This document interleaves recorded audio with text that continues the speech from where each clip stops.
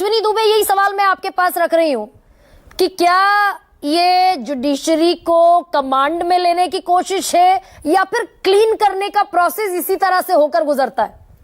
नहीं, तो क्लीन करने के लिए कितने ऐसे एग्जाम्पल्स मिल गए जुडिशरी के अंदर भ्रष्टाचार के कि क्लीन करने की जरूरत पड़ी, जो सक्सेसफुली, ट्रांसपेरेंट, इफेक्टिवली जब से संविधान बना, जब से सुप्रीम कोर्ट बना, तब से चलता रहा। कुछ एक उदाहरणों से क्या पूरे न्यायपालिका की गरिमा पर, न्यायपालिका की मंशा पर, न्यायपालिका की कार्यप्रणाली पर प्रश्न खड़ा किया जा सकता है? दूसरा यह है कि अगर भारत का संविधान न्यायपालिका को विशेष सुरक्षा नहीं देगा तो सत्ता में बैठे हुए, सत्ता किसी की भी होगी, सत्ता में बैठे हुए लोग अगर उनके मन मुताबिक आदेश नहीं मिलेंगे तो न्यायपालिका के ऊपर एफआईआर करने से भी गुरेज नहीं करेंगे। तीसरी बात यह है कि जब इन हाउस इंक्वायरी हो गई, 3 प्रोमिनेंट ऑनरेबल जजेस ने इंक्वायरी रिपोर्ट सबमिट कर दी। अब 2 पार्ट पर इंक्वायरी इसलिए जानना जरूरी है कि ये नहीं कह सकते कि सोल जो इसमें भ्रष्टाचारी है वो ऑनरेबल जस्टिस यशवंत वर्मा है, नहीं। और कुछ लोगों ने तो रिश्वत दी भी होगी, कुछ लोगों ने तो फेवरेबल ऑर्डर भी लिए होंगे। Who has to crack that ball? That has to be looked into by the state, and state would be able to do it only when the FIR under the appropriate sections will be registered.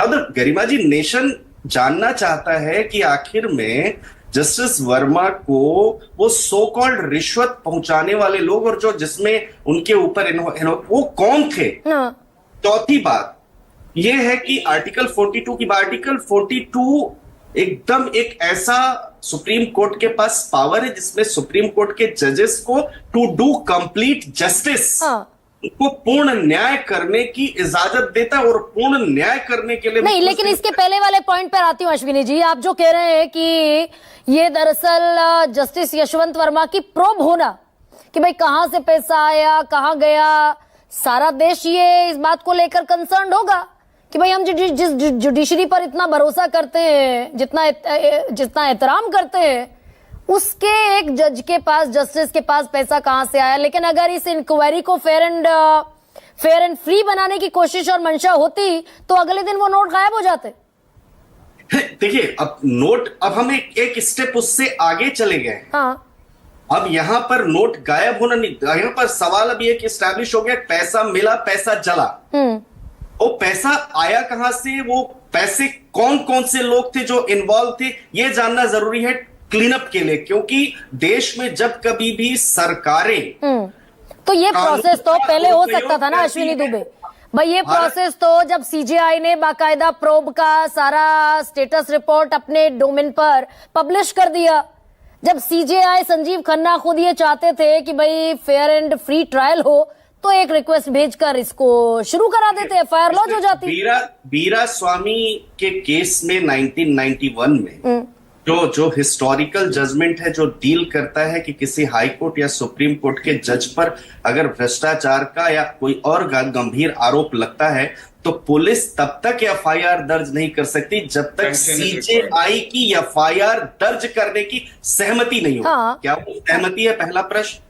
क्या वो सहमति महाभियोग के बाद होगी? दूसरा प्रश्न। क्योंकि पद पर रहते हुए भी हम भी जानते हैं कि आर्टिकल 124 की प्रोटेक्शन भी है, महाभियोग भी चलाया जाएगा।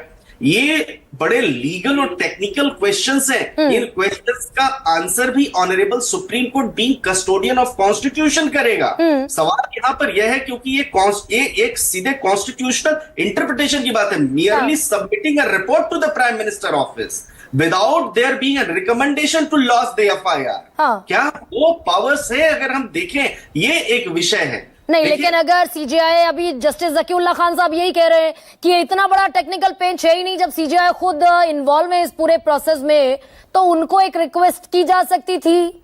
जब वो चाहते हैं कि फ्री एंड फेयर फाइंडिंग सामने आए तो उनको रिक्वेस्ट की जा सकती थी, एफआईआर लॉन्च हो जाती। इसके पहले भी हुई है, सीबीआई ने सुप्रीम कोर्ट के जजेस को इन्वेस्टिगेट किया है।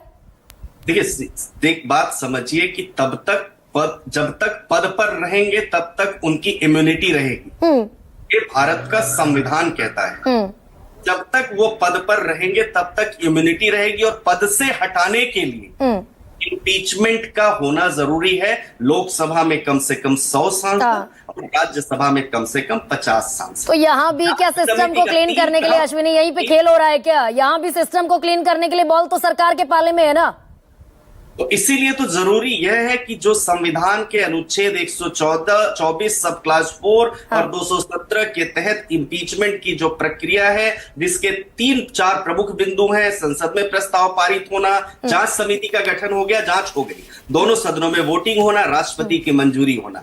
जितने लोगों को हटाया गया उनमें से अगर आप देखिए, जस्टिस वी रामास्वामी, उन्होंने उनके खिलाफ बहुमत नहीं खारिज हो गया। जैसे सौमित्र सेन, जब 32 लाख 33 लाख 23 लाख 33.23 लाख उनके यहाँ पड़े गए, दोषी पाया गया तो उन्होंने उनको रिसीवर नियुक्त किया, तो उन्होंने रिजाइन कर दिया। ये बहुत बढ़िया पॉइंट पर आप ले आए इस डिबेट को अश्विनी।